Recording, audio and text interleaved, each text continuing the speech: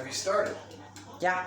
Okay, so this is a story that epitomizes my life. And essentially the rule is that whatever mistake I make, I absolutely pay the highest price possible.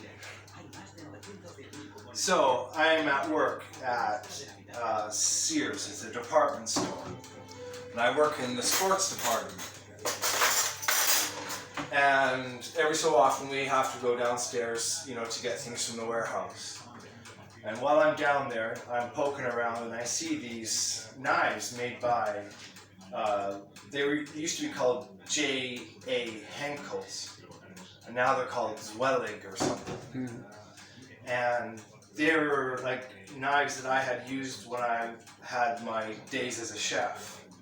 And they're just spectacularly awesome. I always wanted one.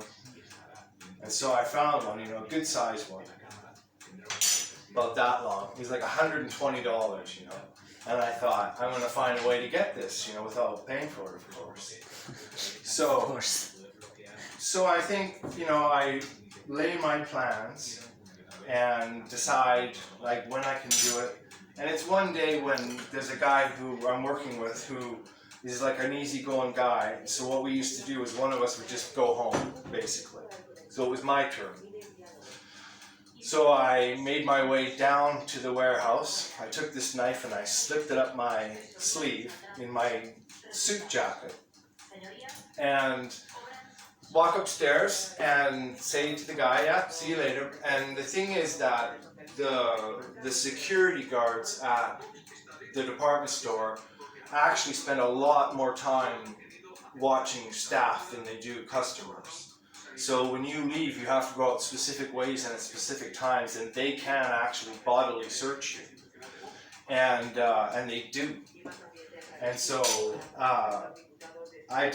because I'm skipping work, I have to go out another door. So I make it look like I'm going out for a coffee break. And I walk out of the shopping center into the mall, and then make my way into the parking lot. And I go right to the back of the parking lot so that no one sees. Go over to the bus stop. And I get to the bus stop, and I go into the little booth thing. I don't remember why, because it wasn't a bad day or anything. And I see this guy, he's staring at me, just straight staring at me, I'd say he was about maybe 16 years old.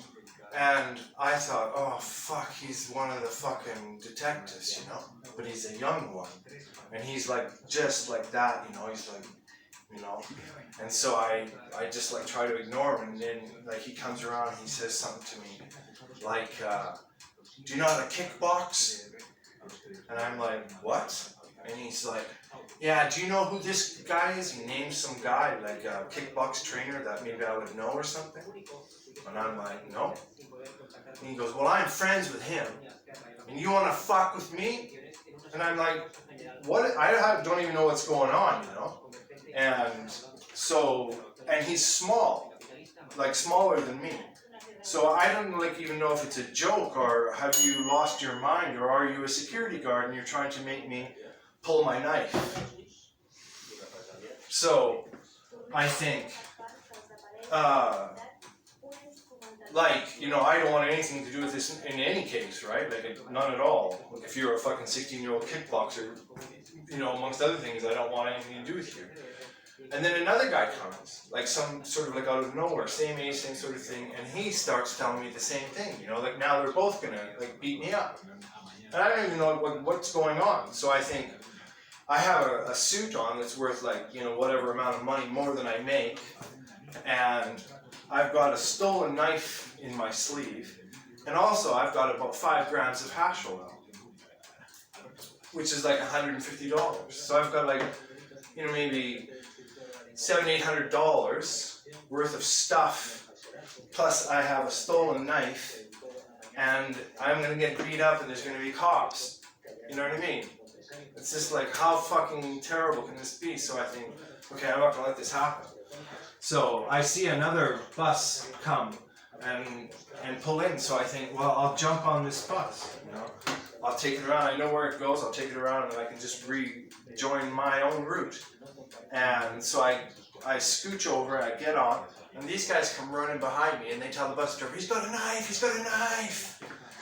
And I'm like, oh, fuck. And the bus driver's like, oh my God, you know, like, what do you want, what do you want, you know? And I'm like, I don't have a knife, you know, and it's just about falling out of my sleeve as I'm gesticulating, you know? And I don't know what they want, you know, and the one starts to come in, and I go and I kick, you know, for him to back off, and hope the driver like will just close the door and leave. So, which is essentially what he does. So then I sit down, and out of nowhere, this drunken native woman comes and sits beside me and says like, oh my God, you're so beautiful, and rah, rah, rah, and starts like touching me and stuff. And I'm like, whoa, you know, my heart's racing and I'm crazy and I got a big knife in my fucking sleeve, you know? Plus drugs, and there's an assault. If this guy phones the police, you know, he can keep me on the bus. And I'm just gonna be like fucking dead, you know? So I'm like, no, leave me alone. And now she's insulted. So this is the end of my evening, you know? This is how it starts. I decide I'm gonna steal a knife, and ends up with some native drunk woman standing on the bus saying, you're a fucking cunt, you're a fucking cheap suit, and fuck you.